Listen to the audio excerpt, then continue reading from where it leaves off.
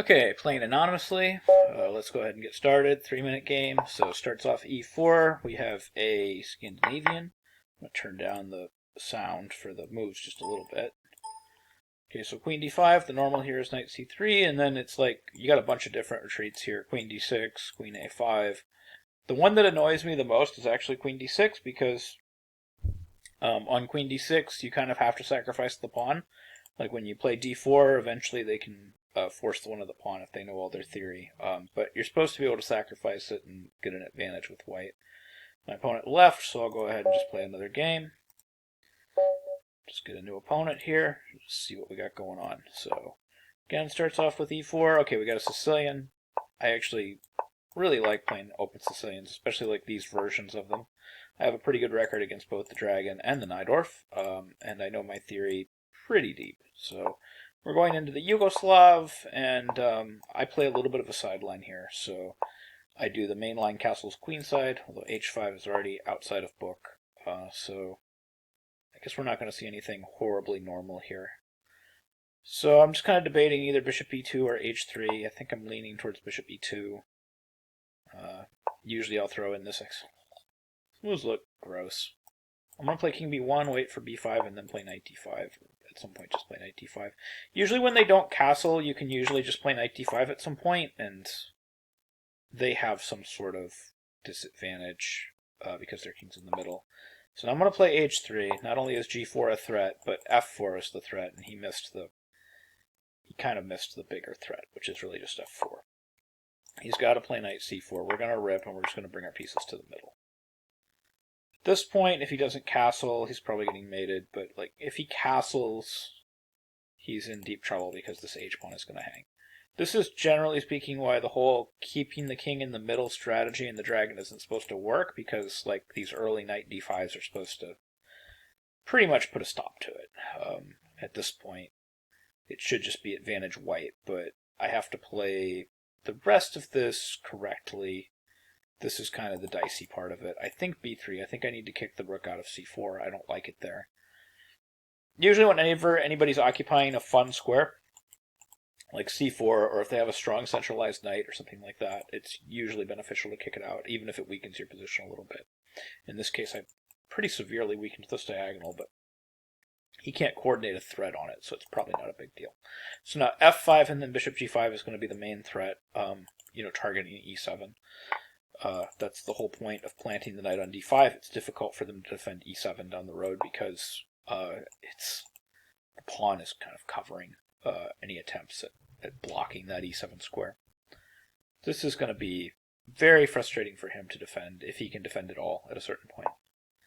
So f6, I was kind of expecting that. We're going to come back to here, and we threaten now to simply playing bishop d6, and of course now he can't castle because his castled position is absolutely shattered.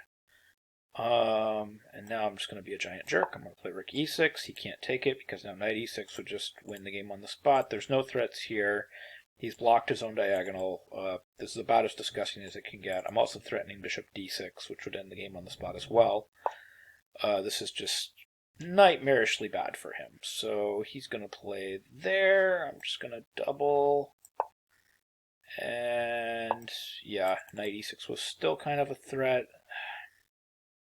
Now I just need to figure out how to break through. Probably knight f5 is going to be good enough, but I'd almost like something more concrete. Like I'm looking at maybe bishop d6 and then rook f6, just like a double sacrifice here.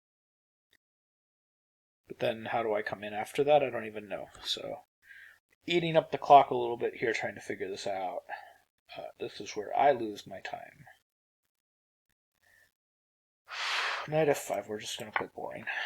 And then he might be able to take here and get away with it. That kind of bothers me, but it is what it is.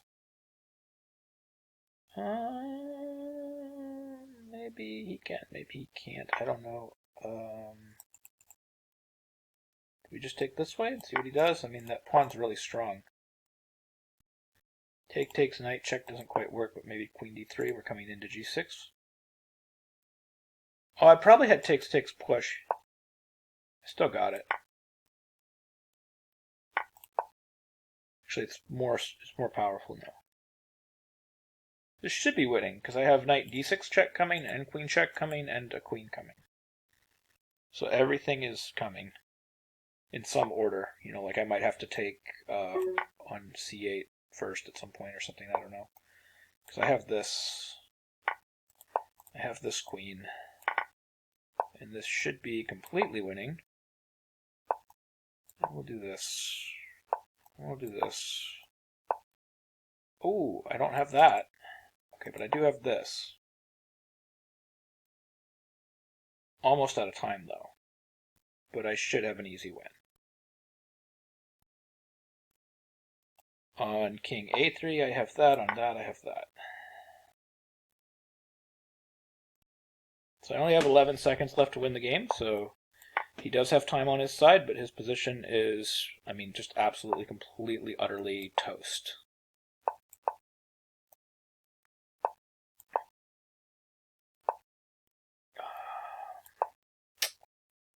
I could lose on time here.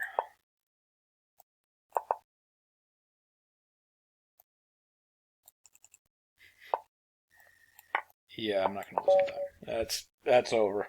Well, that was a fun game. We can go ahead and analyze this a little bit. We'll bring up the analysis board. And, I mean, we'll just take a look and see what the computer gives here. And see if my knight d5 when I played it was correct. That's really kind of the only thing I'm curious about. Is when I played knight d5, was that the correct moment to play it? Like, I know knight d5 is the eventual remedy for this type of slow behavior, where they play just like a6 and, okay, king b1. Yeah, it's all pretty much the same. h3, and I'm glad to see that I'm matching up pretty well with the Masters database, with all the top guys. They're all playing h3, and I'm matching up pretty well with the computer as well. Oh, I didn't play h3, I played knight d5, which the computer likes as well. So the computer thinks my knight d5 is pretty good. It gives plus 0.07. Oh, now it likes knight d5 better. I actually played... Okay, go figure.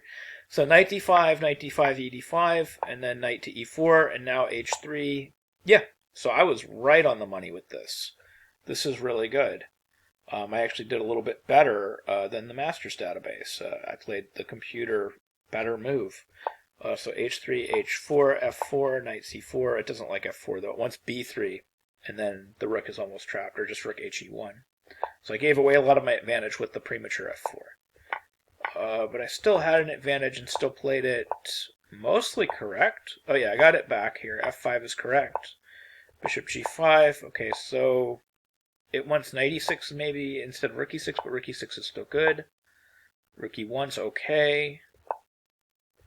Knight f5 is okay. d6 is okay. Huh. Queen d3 is best. Bishop d6. Knight d6 was better, but bishop d6 is okay. This was actually a pretty solid game. You know, despite getting in time pressure, it looks like this game's pretty solid. It likes knight b7 check better than knight c8, but knight c8, of course, still wins.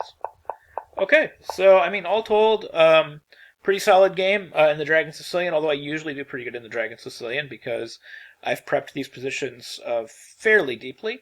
So kind of no surprise there. But hopefully you found that game helpful. Hopefully you learned something new about chess, and hopefully you can use some of those ideas in your own games. Thank you very much for watching.